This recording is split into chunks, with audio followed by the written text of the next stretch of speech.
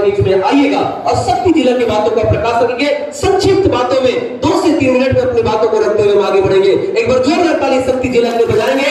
साथ में शक्ति जिला से जितने भी हमारे बीच में विश्वासी पासवर्ड आए हुए सबों के लिए एक बार ताली बजाकर पूरे शक्ति जिला को मैं धन्यवाद देता हूँ। इस संबोधन के लिए मैं पास्टर को आमंत्रित करता हूँ। हालेलुया, प्रभु यीशु मसीह की। मेरा नाम धनंजय कुमार दिव्य है और शक्ति जिला से मैं ब्लॉक सचिव हूँ वहां का। और आज बड़ी खुशी हुई कि भाई भवानी जी के द्वारा यहाँ पर इकट्ठा होकर और आप लोगों को एकजुट देखकर मुझे बड़ी आनंद हो रही है। एक बात आप लोगों को बोलना चाहूंगा, परमेश्वर के बिना किसी का उत्पत्ति नहीं होता। परमेश्वर के बिना किसी का उत्पत्ति नहीं होता और परमेश्वर किसी जाति धर्म का निजी संपत्ति नहीं होता। यीशु मसीह को ईश्वर कहते हैं, परमेश्वर स्वीकारते हैं, तो केवल एक ही समुदाय का परमेश्वर नहीं है। भले कोई दूसरा उसको स्वीकार करे या ना करे, लेकिन ईश्वर कहने का मतलब है संपूर्ण ब्रह्मांड का स्वामी। तो मेरे प्रियो, जिस प्रकार से इस सताव का दौर जो चल रहा है, उस सताव के दौर में आपको कुछ बातों को बताना चाहूंगा।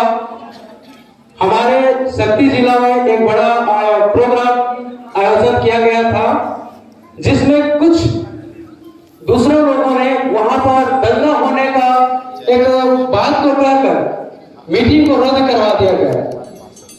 तो ये एक विषम परिस्थिति था कि भाई मीटिंग के लिए इतना खर्च हम लोग किए थे, इतना अरेंजमेंट किए थे, उसके बाद भी प्रशासन की तरफ से लोग आते हैं, बोलते हैं कि आपका मीटिंग जो है रद्द किया जाता है एक ही रात में। ये बड़ी दुख की बात है हमारे लिए। और रही बात सताव की, तो मैं सताव के विषय में कुछ बातों को आपको बताना चाहूंगा। ऐसे सताव होते रहते हैं, परंतु सताव जो देखा जाए वो केवल हमारे मसीह समाज में ही सताव है ऐसा नहीं है। अगर हम मसीह के बाहर अगर जाकर देखें तो वहां भी सताव का अंबार पड़ा हुआ है। फर्क इतना है, उनके दुखों पर आंसू पोंछने वाले लोग नहीं मिलते हैं। तो इसी संदर्भ में रोमियो की किताब 8:19 पर कहता है कि सृष्टि बड़ी आशा भरी नजरों से परमेश्वर के पुत्रों के प्रकट होने की बाट जो हो रही है।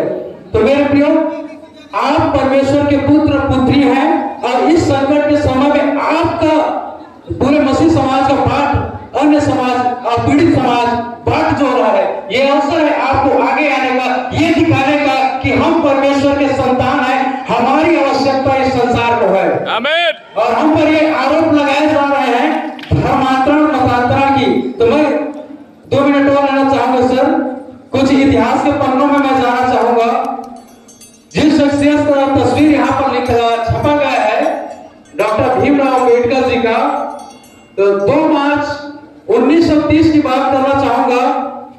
2 मार्च 1930 में हमारे डॉक्टर बाबा साहब अम्बेडकर दलित समुदायों को लेकर नासिक के काला रामदेव मंदिर में बलपूर्वक प्रवेश किए।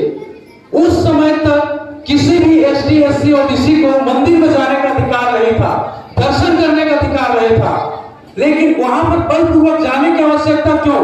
जब उस समय हमें अधिकार नहीं था, तो आज हमें जबरदस्ती वहां ले जाने की क्या जरूरत पड़ रही है सरकार को? हम नहीं चाहते, हमें जरूरत नहीं है।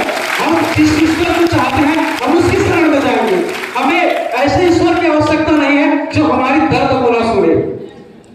हमारे दर्द को, मैं कोई सारे धर्म शास्त्रों को पढ़ा, पवित्र बाइबल को पढ़ा, उसमें केवल यीशु मसीह मुझे ऐसा मिला और यीशु मसीह के मानने वाले लोग ऐसे मिले जो जाति और धर्म के नाम पर छूत नहीं करते। और इसी से इंस्पायर होकर मैं यीशु मसीह को अपना ईश्वर स्वीकार किया हूँ। चाहे लोग मुझे ईसाई कहे, धर्मांतरण किया हो, कुछ भी कहे, मुझे परवाह नहीं, क्योंकि मैं ऐसे सर्वश्रेष्ठ ईश्वर के शरण में हूँ जो किसी को जाति और धर्म के नाम पर छूत नहीं करता। उन्हें अपने पास आने से अपवित्र हो जाऊंगा, ऐसी बातों को नहीं करता। और डॉक्टर भीमराव अम्बेडकर की दूसरी एक संघर्ष की बात बताना चाहूंगा। डॉक्टर भीमराव अम्बेडकर गोलमेज सम्मेलन में जा रहे थे। गोलमेज सम्मेलन वो सम्मेलन था जहां पर संपूर्ण मनुष्य को, भारतवर्ष के हर एक व्यक्ति को 1 वैल्यू 1 मैन और 1 वोट का अधिकार दिलाने जा रहे थे। प्रत्येक व्यक्ति को एक मताधिकार का अधिकार दिलाना चाह रहे थे। और उस दौरान ऐसा घटना घटा कि डॉक्टर भीमराव अम्बेडकर जी का बेटा का डेथ हो गया और उसी दिन उसका फ्लाइट था, उन्हें लंदन जाना था गोल्ड मैच में। तो उनके बड़े भैया ने बोला कि भाई आज तुम्हारे बेटा का अंतिम संस्कार कर लो, फिर बाद में चले जाना। तो डॉक्टर भीमराव अम्बेडकर जी ने एक बात को बोला, इस मेरे बेटे का जो खत्म हो चुका है उसका अंतिम संस्कार आप लोग कर दो। अगर आज मैं गोल्ड मैच सम्मेलन में नहीं गया तो आने वाले सालों मेरे करोड़ों औलाद बेमौत मारे जाएंगे। ऐसे डॉक्टर भीमराव अम्बेडकर के संघर्ष और बलिदान के स्वरूप आपको वोट देने का अधिकार मिला है। तो और बाबा साहब ने कहा राजनीति वो चाबी है जिससे भारत का दुनिया का कोई भी ताला खुल सकता है। तो आज हमें एकजुट होकर ऐसे समुदाय को स्थापित करने की आवश्यकता है जो हम पर और अन्य लोगों पर अत्याचार करते हैं, चाहे जाति के नाम पर हो, चाहे धर्म के नाम पर हो, चाहे किसी अन्य पर, उस पर हम अंकुश लगा सके और यह दिखा सके दुनिया को कि हम सच्चे परमेश्वर के सच्चे औलाद हैं। यह समय है आप लोगों को। और इसी के साथ अपनी वाणी को विराम देना चाहूंगा। बहुत बहुत धन्यवाद जो आपने मुझे अवसर दिया।